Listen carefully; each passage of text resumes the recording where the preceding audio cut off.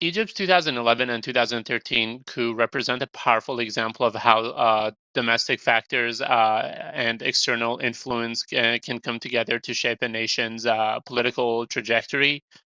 In this video, I'll basically be exploring how internal shocks, institutional weakness, and foreign reactions intersected to determine Egypt's fate after the Arab Spring started.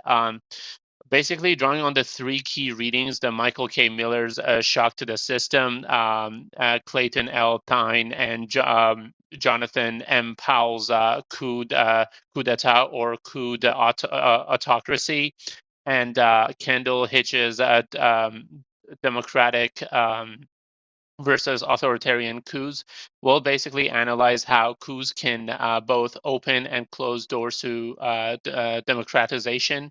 Egypt's case offers a vivid lens through which to understand these theories. First, in 2011, the uprising ended Hosni Mubarak's long rule, as we discussed in the previous videos, and ignited hope for democracy. And the second, the 2013 military coup, however, overthrew that democratically elected leader, which was Mohamed Morsi, and reasserted the military authoritarian regime.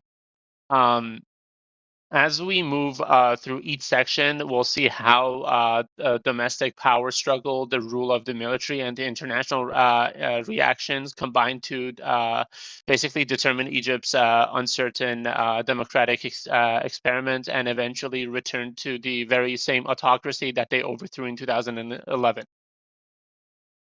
So domestic shock and democratization. Basically, this is from Miller's framework. So Michael K. Miller, Shock to the System, argues that the democratic transitions often emerge not through gradual reform, but from a major domestic shock, even like coups, uprising, or civil conflicts, and destabilizing entrenches regimes and opens short windows for change.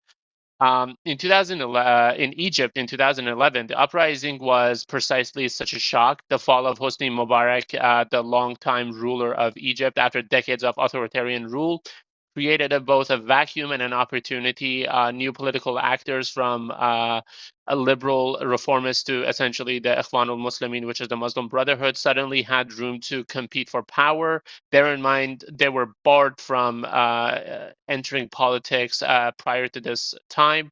However, Miller reminds us that the shock alone do not guarantee democratization. What matters is how domestic institutions respond afterwards. In Egypt's case, weak democratic infrastructure, fragmented opposition groups, and militaries' enduring dominance prevented a stable transition. Um, and I would like also to point out that the uprising shattered the old order and but failed to build a new one. I think we talked about this last video, illustrating basically Miller's key insight that the shock created openings. It is the strength and the inclusiveness of the post shock institution that determined whether democracy takes root or an authoritarian regime reemerges. And yeah, as we discussed in the last video, like Egypt's case is so unique because once the government fell, they did not necessarily have the resources needed to create a government that could withstand the transition and actually make democracy a political heritage for the country, and that's why it fell so quickly. Coups and post-coup trajectories. So from the reading, Thine and Powell, they basically examine how coups can shape democratization, showing that while some coups create opportunities and democratic reform, many simply replace one authoritarian ruler with another. That's basically what happened with Egypt. They argue that the post-coup trajectory depends on both the motivation of coup leaders and the domestic context in which they operate. Than and Kendall Hitch basically add that external actors play a critical role when democratic states support a post-coup government. Leaders may have incentive to hold elections and pursue democratic reform, When external actors condemn or isolate new regimes, leaders often turn towards authoritarian consolidation to secure essentially the government's survival. When we think about this in the context of Egypt, it is the framework helps explain why 2013 military coup against Mohamed Morsi did not lead to democratization. The coup replaced a contested elected leader when military-backed regime essentially could not answer to the public demands. Domestic institutions were weak, opposition fragmented, and key external actors either supported the new regime or applied limited pressure, tipping the trajectory towards authoritarian rule rather than a democratic opening. The section highlighted that the coups are not deterministic. Their outcomes depend on the interplay of domestic and international pressure. And also, the foreign relations of Egypt at the time was very interesting because once Hosni Mubarak took power, his relationship with certain Muslim countries became better, such as Iran. But as I recall, one of my professors did talk about this, that people in Washington, D.C. were not happy because Mubarak was a longtime ally of the United States, and this again caused more pressure on the existing government in Egypt.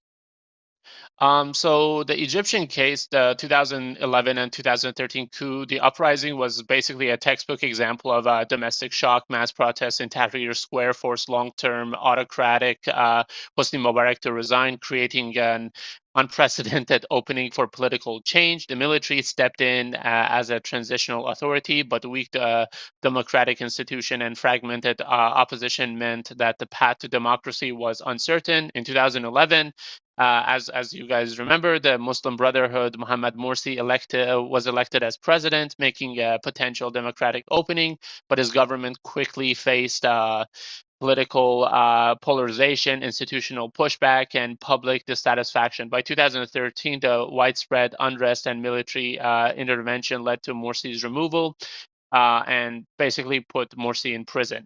Applying Stein and Powell's framework to coup could have been an opportunity for democratic reform, but domestic institution weakness, the military's dominant role, and the internal division limited this potential. Stein and Hitch's insight further explain the outcome. External actors, mixed responses, and regional support for the new military-backed regime reinforced authoritarian consolidation rather than democratization.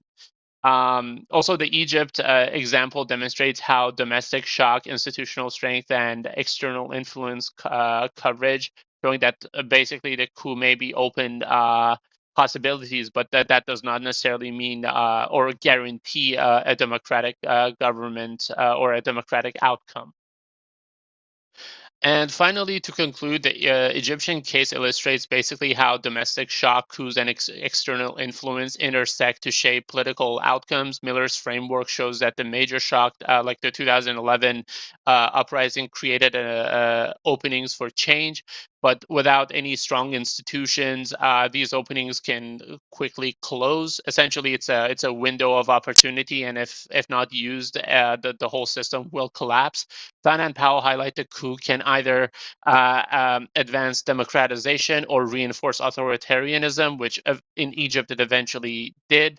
Depending on the leader's incentive and the domestic context, Stein and Hitch emphasize the external actors also influence post-coup trajectories, as their support for or condemnation can push regime towards democracy or authoritarianism. In Egypt, weak institutions, as we discussed, and a powerful military, internal political division, and selective external backing combined to produce revision to authoritarian rule after both 2011 and 2013 event. Ultimately, Egypt demonstrated that the shock and the coups alone do not determine democratization. And it is the combination of domestic institutional strength, political dynamics, and external pressure that shape whether a society moves towards an inclusive government or going essentially back to the autocratic government that they revolted against. In Egypt, as we discussed, the lack of the democratic resilience from the new government, as well as their sheer incompetence, as well as a lot of economic factors, led to Mohamed Morsi essentially losing his power in less than a year.